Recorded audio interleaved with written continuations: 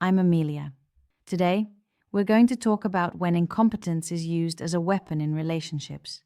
So, let's see if this sounds familiar. You ask your partner to do a simple task.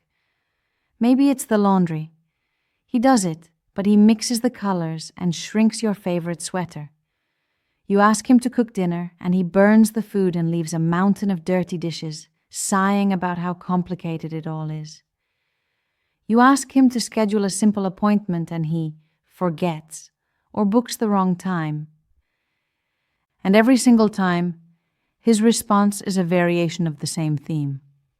A sheepish smile, a shrug, and the words, "Oops, I'm just so bad at this stuff. You're so much better at it."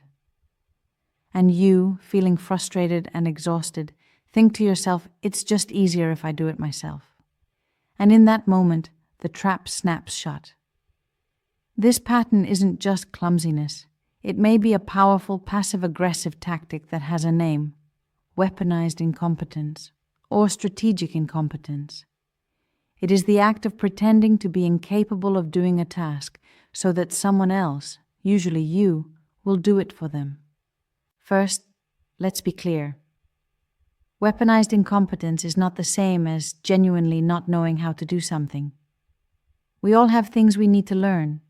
The difference is the intent and the outcome. The goal of this tactic is to do a task so poorly or to express so much confusion and helplessness that you will give up and never ask them to do it again. It's not just laziness. Laziness is passive. It's simply not doing something. Weaponized incompetence is active. It is a learned behavior, a strategy designed to avoid responsibility and maintain a comfortable status quo where one person carries the majority of the mental and domestic load. And the most insidious part is the final step. When you say those magic words, "Don't worry, I'll just do it." This is the victory condition for the person using the tactic.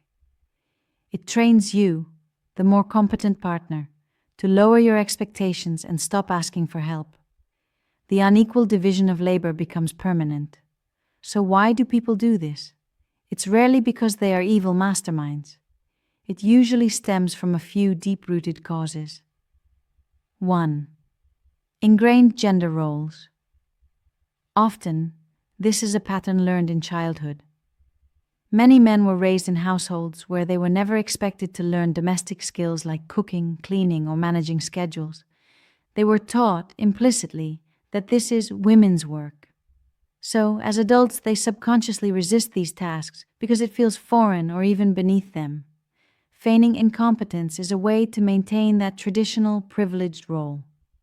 2. Conflict avoidance.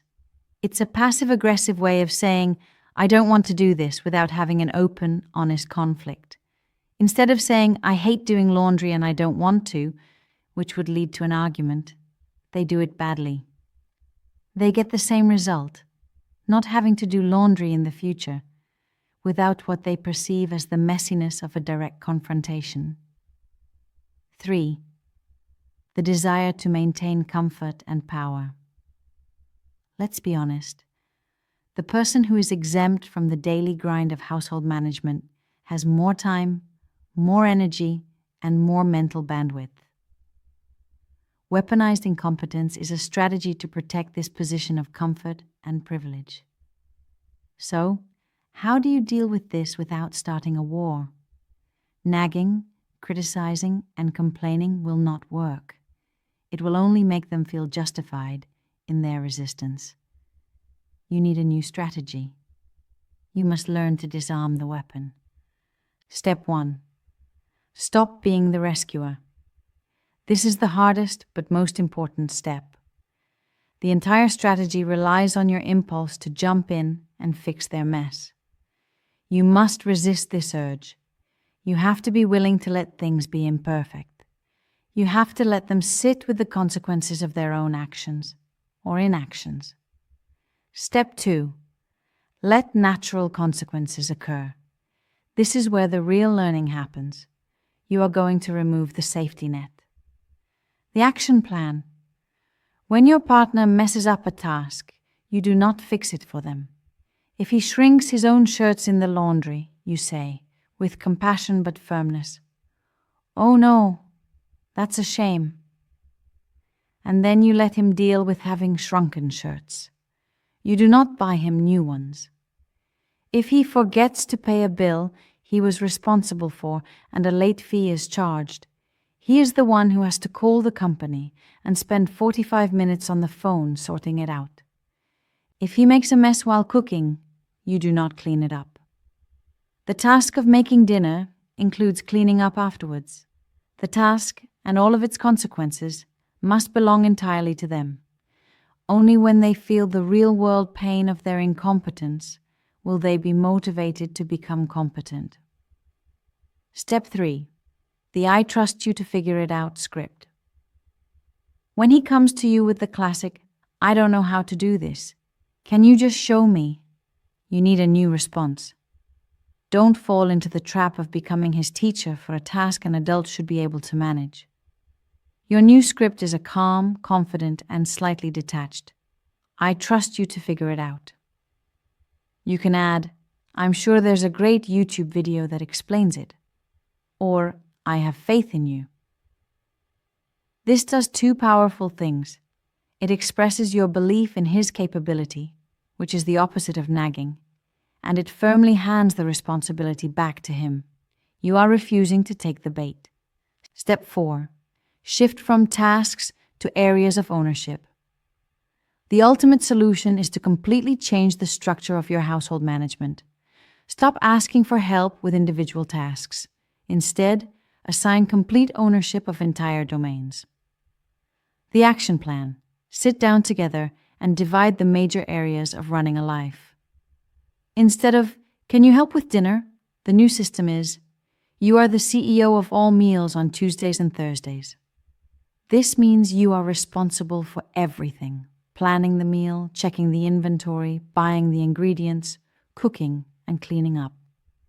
I am no longer your project manager. This entire domain is yours. This shifts the dynamic from helper and manager to two equal partners with their own responsibilities. Weaponized incompetence is a game that thrives on your willingness to rescue. It's a frustrating dance that can only continue as long as you agree to play your part. You are not your partner's manager, their mother, or their maid. You are their partner. And a true partnership is built on the foundation of mutual respect and shared responsibility between two capable adults. The real danger of weaponized incompetence isn't just the extra work you end up doing.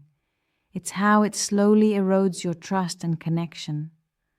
Over time, you start doubting whether your partner truly values you or just relies on your sense of responsibility. What's worse, you might even begin to doubt yourself. Maybe I'm asking for too much, but you're not. Healthy love isn't about lowering your standards until things feel peaceful. It's about raising both people to meet them. The moment you stop accepting excuses and start expecting effort, the game ends. By refusing to accept feigned incompetence, by letting natural consequences unfold, and by handing back full ownership of tasks, you are not being unkind. You are holding up a mirror and sending a powerful message. I see you as a capable, intelligent adult, and I expect you to act like one. It's about demanding the equal partnership you truly deserve. Have you experienced weaponized incompetence in your life? Share your story in the comments. And if you're ready to build a fairer, more balanced relationship, make sure you subscribe.